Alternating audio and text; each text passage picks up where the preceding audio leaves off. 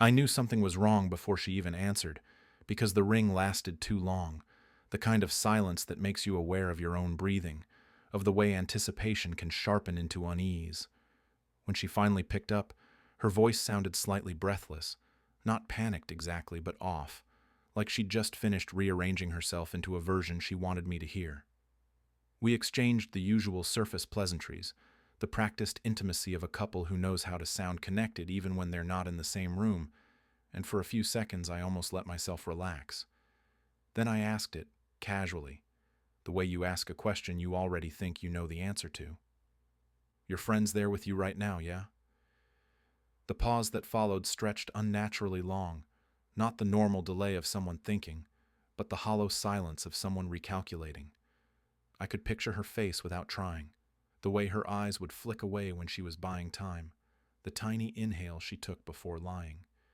She stumbled into an answer, words stacking awkwardly on top of each other, explaining too much too fast, mentioning details I hadn't asked for. And then she laughed, light and airy, as if humor could smooth over the crack that had just opened between us. I laughed too, because that's what you do when you don't want to seem suspicious, when you'd rather doubt yourself than confront the possibility that your reality has shifted. I told myself I was being paranoid, that long pauses don't always mean secrets, that relationships aren't crime scenes waiting to be investigated. Still, something fundamental had moved, like a hairline fracture you don't notice until you step on it wrong and feel the give beneath your weight.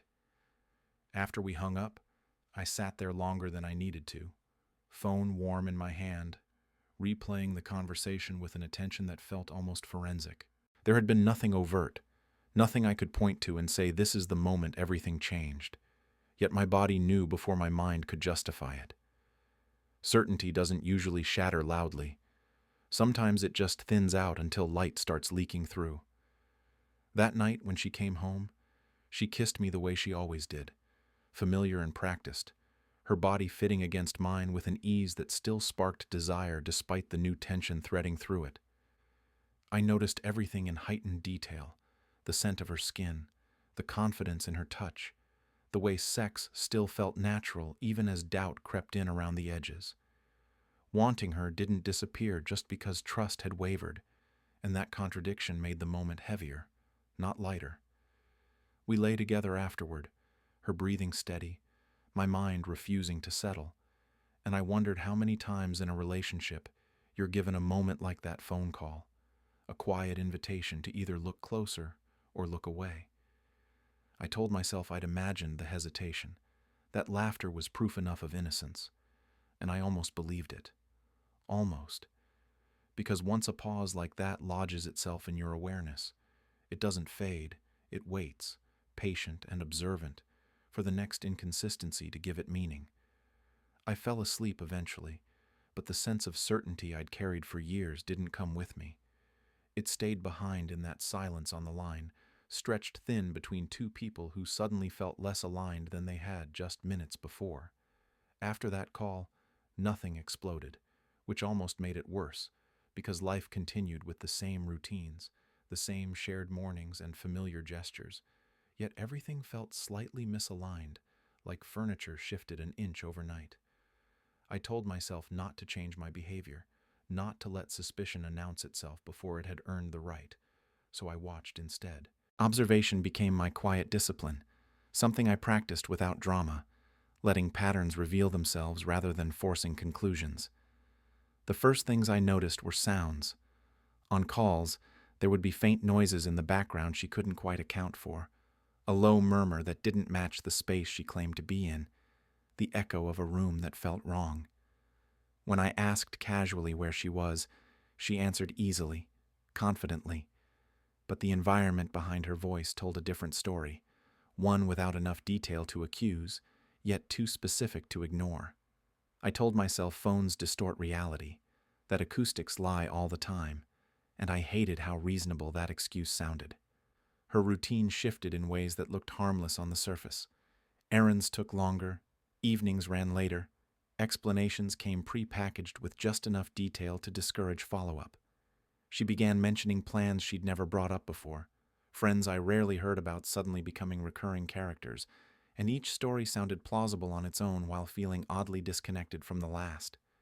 When I tried to align timelines in my head, they slid past each other instead of locking into place.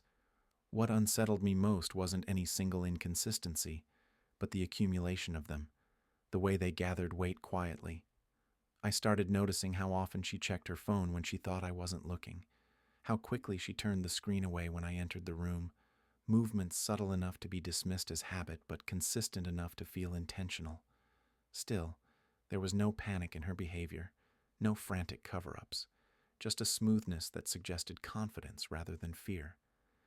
Sex didn't disappear, which complicated everything.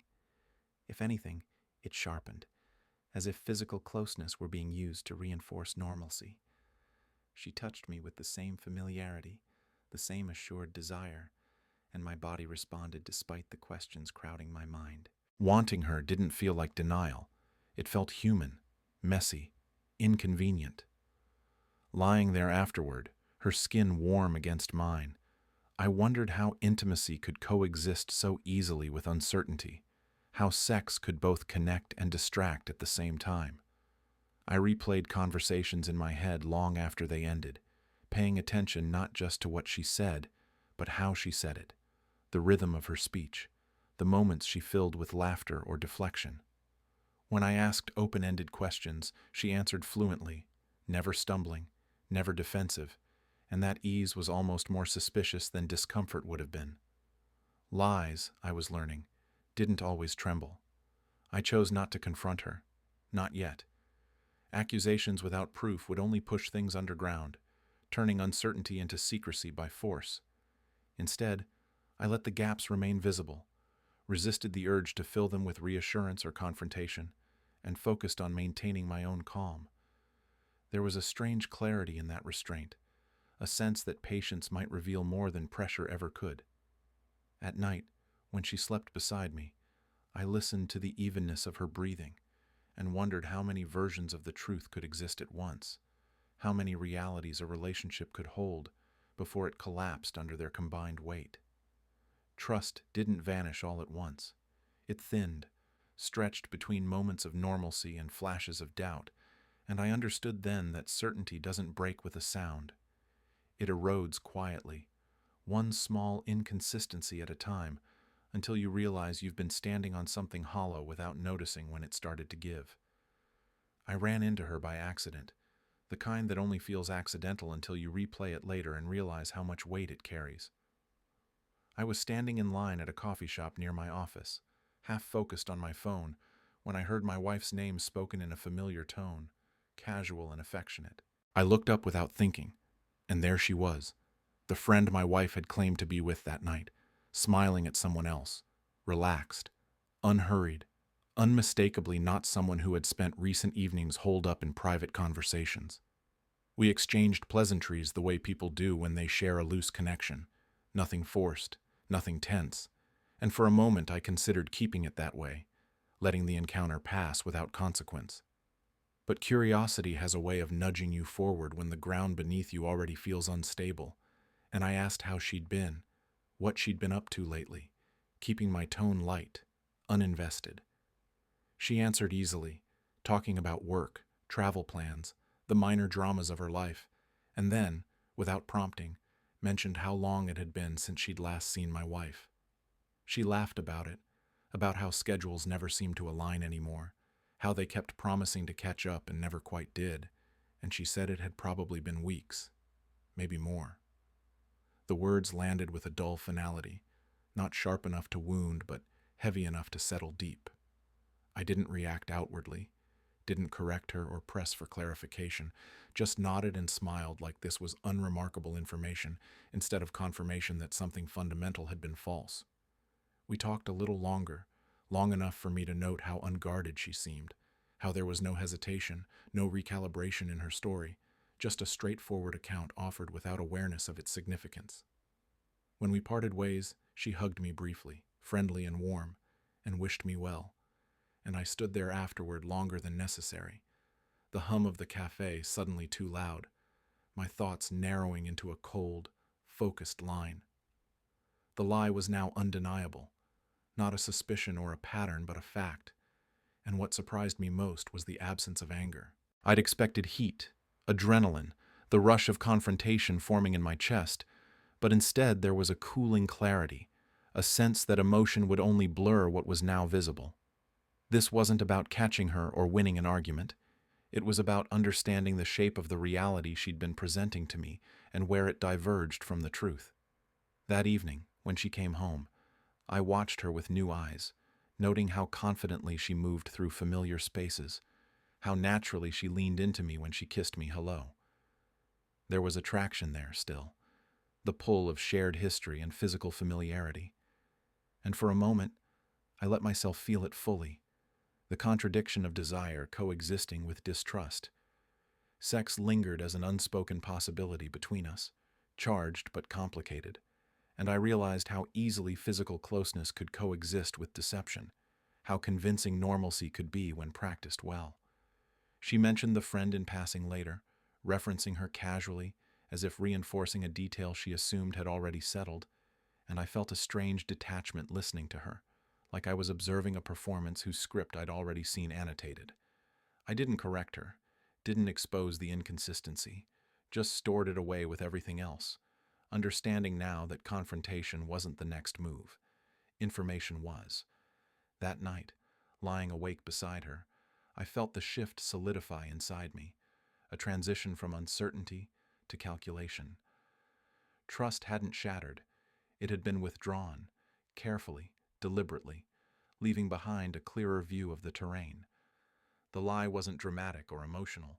It was practical, maintained with ease, and that told me more about its purpose than any confession ever could. Whatever was happening, it wasn't chaos or impulse. It was controlled, intentional, and that realization changed how I would move forward from that moment on. Once the lie had weight, I didn't rush toward exposure because exposure felt theatrical and I wasn't interested in drama, only accuracy. I started retracing our shared life the way you retrace steps after misplacing something important, calmly, methodically, without announcing what you're doing. I didn't ask for passwords or demand explanations. I let the evidence volunteer itself. Old messages, shared calendars, photos tagged and untagged, receipts that told stories no one thought to censor. All of it was there if you knew how to look without disturbing the surface. Patterns emerged quietly. Dates that were supposed to be uneventful lined up too neatly with sudden unavailability. Messages sent at times she claimed to be asleep appeared with casual regularity. Even photos held more information than they were meant to. Reflections in windows, shadows that suggested company, details no one notices when they aren't looking for alignment. The lie about the friend wasn't an outlier. It was a hinge, a small falsehood holding the weight of many others. What struck me wasn't how much she hid, but how intentionally she curated what I was allowed to know. She wasn't erasing reality. She was editing it, trimming away anything that might prompt questions while leaving enough truth to feel grounded. That kind of deception requires planning, a steady hand, and confidence that the audience won't look too closely. I realized she wasn't reacting to circumstances. She was managing perception, and that distinction mattered more than any single secret. At home, our interactions remained smooth, even affectionate. We cooked together, shared jokes, touched casually in passing, and I could feel the familiar pull between us, the residual attraction that doesn't disappear just because trust has thinned. There were moments when her closeness felt deliberate, her hand lingering, her body pressing into mine as if to anchor me in the physical present. Sex hovered between us like a reminder of what still worked, and sometimes we crossed that line, the intimacy grounding and confusing all at once. Desire didn't demand belief. It existed independently, complicating every conclusion. I noticed how skilled she was at filling silence, how she preemptively offered explanations for things I hadn't questioned yet, as if anticipating scrutiny. That anticipation told me she was aware of the risk, even if she believed she controlled it. She asked about my day with genuine interest, listened attentively, and I understood then how easy it is to underestimate someone who appears emotionally available. The deception wasn't cold. It was warm, wrapped in familiarity and routine, and that made it more effective, not less.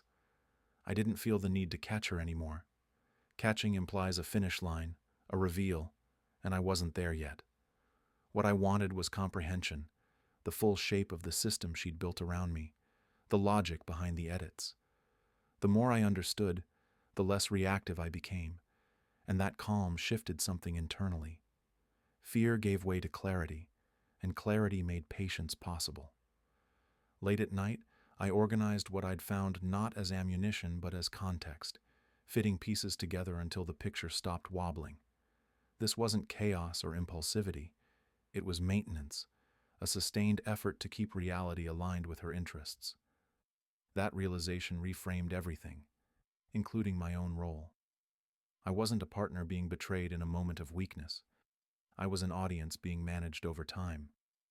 Lying beside her, listening to the steady rhythm of her breathing, I felt the last remnants of blind certainty dissolve. What replaced it wasn't suspicion or paranoia, but awareness. I understood now that the truth wouldn't arrive in a confession or a confrontation. It would reveal itself through consistency, through the quiet discipline of observation. And once you see the structure beneath the performance, you can't unsee it, no matter how convincing the act remains on the surface. I expected the next discovery to hurt in a familiar way, to confirm the narrative I'd been unconsciously bracing for, the simple betrayal everyone understands without explanation. Instead, what I uncovered was quieter and far more destabilizing, because it forced me to abandon the story I'd been preparing myself to survive. The person she'd been with that night wasn't a lover, not a secret source of sex or romance tucked into the margins of our life, and realizing that didn't bring relief so much as a deeper unease that settled into my chest and stayed there. The answer revealed itself through paperwork, not messages or photos, through documents that existed in plain sight once I knew where to look. A meeting, a signature, a decision made months earlier that tied her to someone professionally and financially in a way she hadn't disclosed. The timelines aligned with uncomfortable precision, the same nights she'd been unavailable, the same periods of carefully edited explanation. This wasn't about desire or infidelity. It was about leverage, about choices that affected both of us being made without my consent. Understanding that shifted everything. I'd been measuring her deception against the scale of sexual betrayal, weighing jealousy and intimacy, but the real issue operated on a different axis entirely. She hadn't lied to protect an affair. She'd lied to preserve control over a decision she knew would require my involvement, my approval, my resistance. Sex would have been simpler, easier to contextualize, but this reached into the architecture of our shared life, into the assumptions that made partnership possible. When I imagined her that night now, the picture changed, losing its imagined heat and gaining a colder clarity. There was no urgency of attraction, no secret thrill, just calculation, conversation, planning. That realization unsettled me more than the idea of sex ever could have, because it revealed a willingness to sidestep partnership entirely when it became inconvenient. The secrecy wasn't fueled by passion, it was sustained by strategy. At home, she remained affectionate, touching me in small, habitual ways, initiating sex with a familiarity that still sparked desire despite everything I now knew. The physical connection didn't evaporate just because the emotional landscape had shifted, and that dissonance made intimacy feel surreal, as if two realities were overlapping without acknowledging each other. I wanted her still, felt the pull of shared history and comfort, and at the same time I understood how carefully that closeness could be used to distract from harder truths. What disturbed me most was how reasonable her secrecy must have felt from her perspective, how easy it would be to justify withholding information for the sake of efficiency, progress, or peace. This wasn't reckless behavior. It was deliberate, rationalized, and that made it harder to dismiss as a lapse. She hadn't stumbled into a lie. She'd built one because it served a purpose. I replayed conversations with this new understanding, noticing how often she'd framed things as already decided, how she'd guided discussions toward outcomes instead of possibilities. The realization didn't ignite anger so much as it sharpened my focus, stripping away the emotional static that had clouded my thinking. I wasn't dealing with a partner who'd made a mistake. I was dealing with someone who decided what was best and adjusted reality accordingly. That night, lying beside her, I felt a calm I hadn't expected, a steady clarity replacing the anxiety that had driven my earlier suspicions. The truth I'd uncovered wasn't explosive, but it was definitive, and it reframed every question I still had. This wasn't about trust broken by desire. It was about autonomy bypassed by design. And once you understand that distinction, you can't unknow it, no matter how familiar the person beside you still feels. I didn't confront her the way people expect confrontation to happen, with raised voices and accusations sharpened for impact, because by then I understood that drama would only feed the system she'd built. Instead, I shifted how I asked questions, turning curiosity into a tool rather than a plea for reassurance.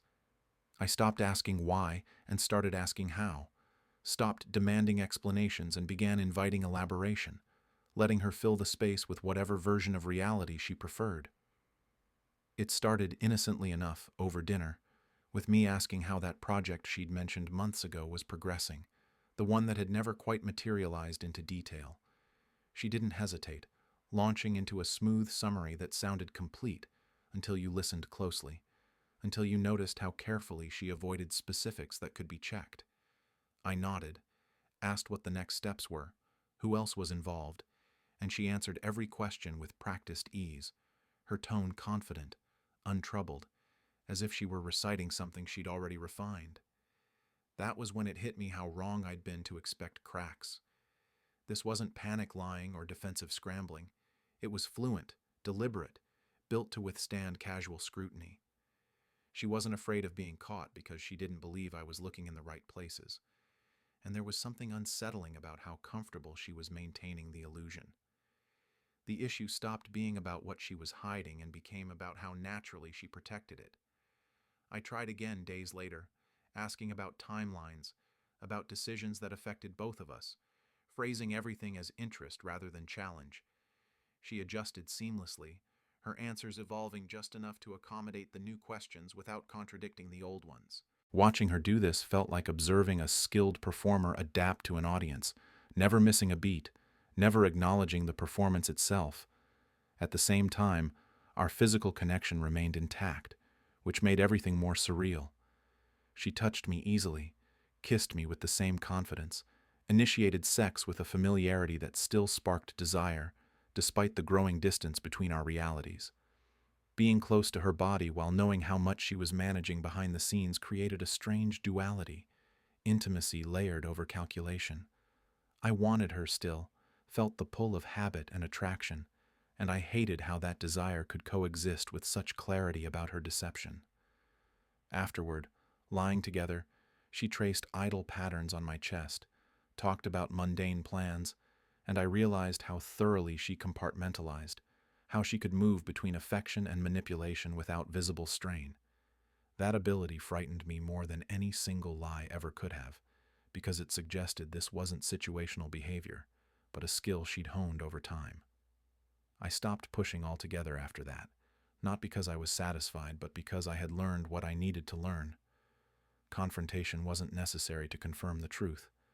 Her ease had already done that. The realization settled in quietly. This wasn't someone cornered by circumstance. This was someone who believed she had the right to curate my understanding for what she considered the greater good. From that point on, my questions became rarer, my reactions more neutral, and she mistook the shift for acceptance.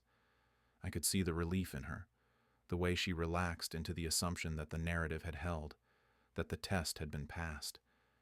She had no idea that the absence of confrontation wasn't surrender, but strategy. I understood then that the real confrontation would never be a dramatic exchange of words, because words were her terrain. The truth had already surfaced, not through confession, but through consistency, through the effortless way she protected what she'd built. The secret itself mattered less than the method, and once you recognize that, you stop asking for honesty and start preparing for independence.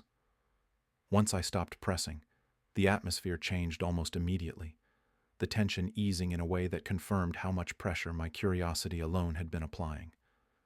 She mistook my silence for trust restored, my calm for compliance, and watching that assumption settle in her posture was the final confirmation I needed. I didn't correct her. I let her believe the story had held, that the careful edits she'd made to our shared reality were sufficient, because it gave me the space to do what I needed without resistance. Preparation became my quiet focus. I started documenting things I'd once ignored, organizing information with the same detachment I'd learned from watching her manage narratives. Financial statements, emails, contracts, timelines, all cataloged without urgency, without emotion, just facts placed where they belonged. I consulted discreetly, asked hypothetical questions framed as curiosity rather than alarm, and absorbed the answers with a steadiness that surprised me. Knowledge, I learned, doesn't always arrive with adrenaline. Sometimes it settles like ballast, grounding you. At home, I remained present, but less available, my attention no longer reflexively tethered to her moods or expectations. She noticed the shift and seemed reassured by it, interpreting my emotional distance as acceptance rather than detachment. She grew lighter, more affectionate, as if the absence of friction had restored balance. And there were moments when the familiarity almost pulled me back in, when desire resurfaced in a way that felt achingly normal. We still slept together, the sex unforced, familiar, charged with the residual attraction that doesn't disappear just because clarity has arrived. Her body still fit against mine in ways memory recognized instantly, and I allowed myself to feel it without confusion, understanding now that physical desire didn't obligate emotional surrender. The difference was subtle but profound. I was no longer using intimacy to reassure or be reassured. It existed on its own terms, no longer tasked with maintaining illusion. She spoke freely again, confident that whatever test she believed she'd set had been passed, and that confidence made her less careful. Not enough to expose herself outright, but enough to confirm patterns I'd already mapped. I listened without reacting, responded without engaging, and let her assume I'd stopped looking. The power dynamic shifted quietly, not with confrontation but with withdrawal, and I felt the strange calm that comes when you stop trying to fix something that was never designed to include your consent. Emotionally, I began separating our lives in my mind, imagining futures that didn't require her approval or understanding. That mental separation made the practical steps easier, each action reinforcing the next, until preparation stopped feeling like contingency and started feeling like direction. I wasn't planning an escape. I was aligning my reality with the truth I'd already accepted. She grew increasingly comfortable, even playful, making plans that assumed continuity, speaking in a future tense that no longer included uncertainty. I watched her do this without interruption, aware of how easily momentum carries people forward when they believe the path is stable. There was no cruelty in letting her continue. There was clarity in not correcting a misinterpretation she'd built herself. By the time I realized how far the reversal had gone, it felt complete. She believed she was in control, believed the narrative had survived scrutiny, while I moved quietly beyond it, no longer reactive, no longer confused. The need to confront had evaporated, replaced by something steadier and more decisive. I wasn't waiting for the right moment to expose the truth. I was preparing to live independently of it. That was the real shift, the point where fear gave way to intention, where I stopped measuring my actions against her expectations and started measuring them against my own alignment. She thought the lie had held. What she didn't see was that I'd stopped trying to break it, because I no longer needed to. I didn't learn the truth from her, not directly, not in a way she intended, but through a comment she made one evening that slipped past her own internal filter, because she believed the danger had already passed. We were sitting on the couch, close enough to touch without touching, the television murmuring in the background, when she mentioned how relieved she was that things felt stable again, and then added, almost casually, that it was good to know I didn't panic when things got complicated. The way she said it, light and almost approving, made my stomach tighten. I asked what she meant, keeping my tone neutral, and she waved it off at first, smiling, telling me not to overthink it.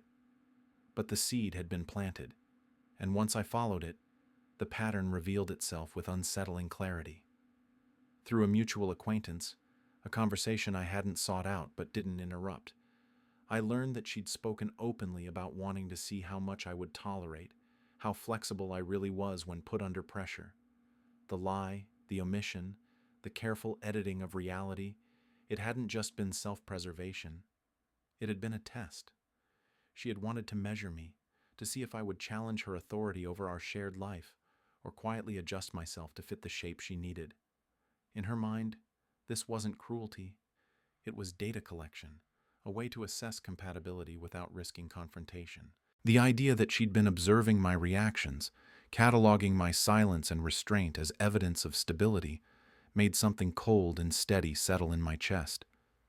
I hadn't been a partner navigating uncertainty. I'd been a subject in an experiment I never consented to. Looking back, the relief she'd shown when I stopped questioning made perfect sense. She believed the test was complete, that my compliance had confirmed what she needed to know. The ease with which she resumed affection, the confidence in her touch, the way sex returned to an untroubled rhythm, all of it aligned with the assumption that I'd passed. Desire still existed between us, that familiar pull of bodies and history, and she seemed to take that as proof that nothing fundamental had shifted. But everything had shifted. Understanding that she'd framed deception as assessment stripped away any remaining ambiguity about who she thought she was and what she believed she was entitled to do. This wasn't a lapse in judgment or fear-driven secrecy. It was a philosophy, one where consent was optional if the outcome served her understanding of the relationship. The betrayal wasn't the lie itself, but the premise behind it, the idea that my awareness was a variable she could manipulate without consequence. I didn't confront her then, because confrontation would have only confirmed the narrative she was still running, that my reactions defined the boundaries of her behavior. Instead, I observed her with this new knowledge, noticing how often she referenced my calm as reassurance, how she spoke about us as stronger now, more resilient. The irony was almost unbearable. What she interpreted as stability was actually detachment, my emotional withdrawal mistaken for trust regained. Physically, the tension between us changed texture. There was still attraction, still desire, but it no longer carried confusion. When we touched, when sex happened, I was present without being invested, aware of the difference between physical connection and emotional alignment. That distinction, once learned, can't be unlearned, and it gave me a quiet clarity that no argument ever could have. I realized then that the power shift she believed she'd secured had already reversed itself.